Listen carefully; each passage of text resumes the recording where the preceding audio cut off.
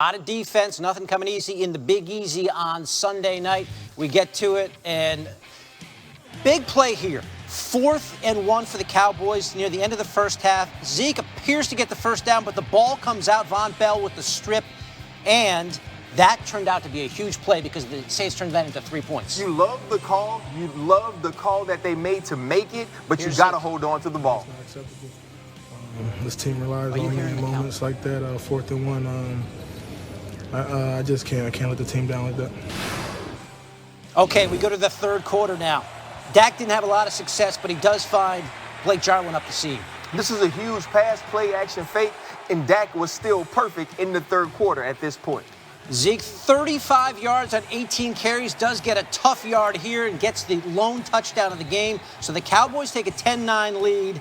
Saints get the ball back. New Orleans in Dallas territory. Alvin Kamara just making guys miss. Alvin Kamara, he shows the great balance here, the explosiveness, and he is probably one step away from taking this thing to the house. That helped the Saints kick their 4th field goal of the day to take a 12-10 lead. Cowboys get the ball back, but deep in their own territory. And here comes Davis Onyemata, and he's going to wrap up. Not only does he get the sack, but Tyron Smith, high ankle sprain on the play as he gets rolled in. That's probably the bigger part of the play. We know how much he means to this offense. Okay, so Dak trying for some sort of miracle. He's got Amari Cooper out near midfield. They got to spike it. They would get the spike down. So they have 2 seconds on the clock. They got to go Hail Mary here. Let's get the spike out of the way, RC. Well, listen, he got the team up. He gave them an opportunity to win the game. He just couldn't get enough yardage. I love the defense that was dialed up by Dennis Allen. Instead of rushing 3, he came blitz, and they didn't have enough time to really set it up. And that's what you do. You make sure you get the ball out of Dak Prescott's hands, and that allows your defense to make a play on the back end. The Saints, 12-10. Here's Dak. I was expecting to win. And knowing this offense, I wasn't expecting to go out there and being held to 10 points. So, no, to answer your question. And I'll give that team credit, that defense credit, this atmosphere credit. And we never got going, and we hurt ourselves all night. I think this was on us. I think this was about our lack of execution. Regardless with the way they were doing things, there's a lot of plays left out there on my part, on this whole offense's part. All right, Cowboys' running game struggled, RC. 45 yards on 20 carries. It was their second fewest rushing yards in a game since drafting Zeke. So talk to me about what the Saints defense did so well against Dak and that Cowboys offense. Defensive coordinator Dennis Allen had the perfect game plan for this team. They stacked the box early on in the downs because they understood how much the Cowboys like to get the run game going early.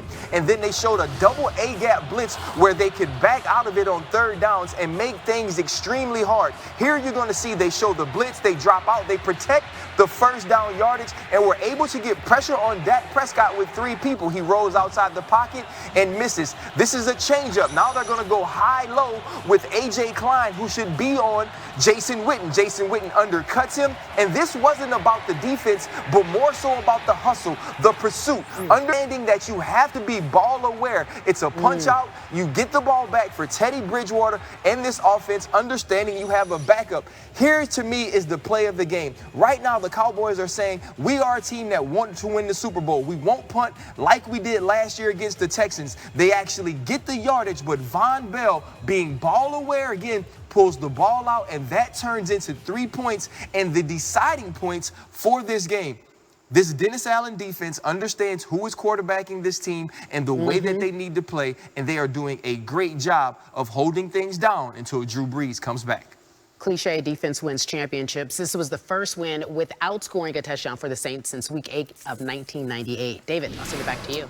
All right, Kay, how about the Bucs coming off that heartbreaking loss to the Giants in Week 3? Had to go to L.A. to play the Rams, and what a performance they put on. Jared Goff was not good. Ball, probably not his fault. His arms hit the pick by Jordan Whitehead. So not a great start for Goff. It was a terrible start, and when you make these type of plays on offense, you back the defense into a corner, and the Rams just couldn't fight their way out. So they were down 14-0, and then the Bucs defense maybe fooling Goff on this play. They dropped the linebacker. They blitzed from a different angle, and he just didn't see the guy. This is a great job by Levante David. When the rush comes into the face of Jared Goff, he drops right into the passing lane, reading the eyes of Jared Goff. He throws it right to him. Good return, setting your team up for another touchdown. Okay, so The Rams trying to get closer. It's 38-27 in the fourth. Jameis Winston, who threw 4 touchdowns to Mike Evans, lonely back there behind Mike Evans is a flat-out baller. Skip to the loo, my darling. When you beat your man that bad, it's all about the pressure. LeBron James, shout out for Mike Evans. Yeah, okay. Next Rams drive, 3rd and 10. Goff to Cooper Kupp, who is a handful to bring down in the open field. Cooper Kupp, he excelled last week against the Cleveland Browns. This guy is coming along. He is actually Jared Goff's favorite target. And then Jameis, really his only big mistake, picked off by Marcus Peters, and 22 turns this around. Great return for the score. This is what Marcus Peters does. He's a ball guy. Just get down before these big linemen finish you getting into the end zone. Donovan Smith, the punishing shot there at the goal line. And Donovan Smith should be sitting in his house right now, being ejected from this game, because if that was the defensive player, we knew it would happen. Okay, there you go. Defense against offense with Ryan Clark. He went into the concussion protocol, by the way. And then Shaquille Barrett, 9 sacks in 4 games, and Ndamukong Suh turns it into Shaquille points. Barrett is the leader for the Defensive Player of the Year. And if you're Ndamukong Suh, it has to feel good to come back to L.A. after being let go or being a free agent last year and make the game-sealing play. Mystifying performance by the Rams. Here's Sean McVay. I think it's really a wake-up call for everybody. You know, ultimately, it's about finding a way to win football games. We didn't do that today. We make no excuses for it, and we relish the opportunity to move forward the right way. Frustrating, for sure. Frustrating, for sure. And I think, you know, I try to have a good perspective on it, knowing it's only week 4 and knowing that we did do some good things, and we do have a good Thursday night game. So let this one go by as quick as possible and move on, because we got to go up to Seattle on Thursday. But it is frustrating, and, you know, it is something that we do need to get fixed quickly. A lot of people lost out in their eliminator pools with that game. So the Bucs hang a double nickel on the Rams. If you had to look at that, very surprising. What did you see? What happened? Well, obviously, when the game starts the way it does with the turnovers, it backs you into a corner. But the Bucs were more physical, and they executed way better than the Los Angeles Rams did on defense last year. It starts very early. Right here, Jameis Winston has an opportunity to hit 2 people who are wide open in the end zone. And then the physicality of the run, whether it was Jones or it was Barber, they took over the line of scrimmage. And when you have all those first-round picks, you can't allow that. And in finishing the game, the Los Angeles Rams tried to play outside of themselves and make plays, and when you do that, you give up huge plays on the back end. And here you see, when a guy can catch a ball and skip down the goal line, that means you aren't nearly close enough or finishing enough to be a winner in the NFL. Those 55 points, the most against a team that entered 3-0 or better in NFL history. And now the Rams have to play the Seahawks on Thursday. Segue, Carrie. Oh, good segue. You get paid a lot for that. Russell Wilson and the Seahawks visiting Kyler Murray and the Cardinals. First quarter. Look, I like to point something out. I like both of these quarterbacks, but there can only be one winner. Seahawks leading 3-0.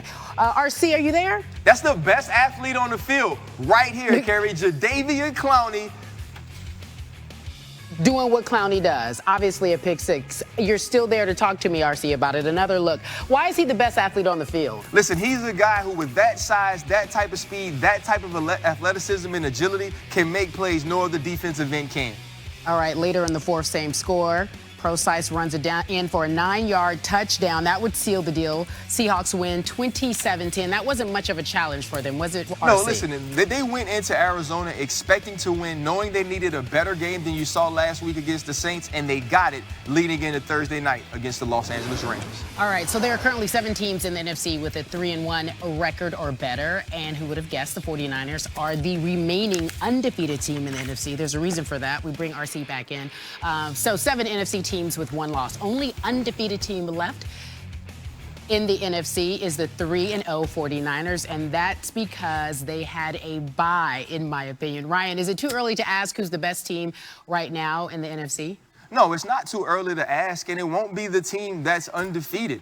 It's going to be the New Orleans Saints. And when you have a team who loses a guy like Drew Brees, not just a franchise quarterback, but a guy who will be a first-ballot Hall of Famer, and your defense steps up in the way that it has in the last 2 games, not only creating turnovers, but scoring points. You see Harris on a huge run here from a punt return standpoint against the Seattle Seahawks. This team is doing everything that it needs to do to win.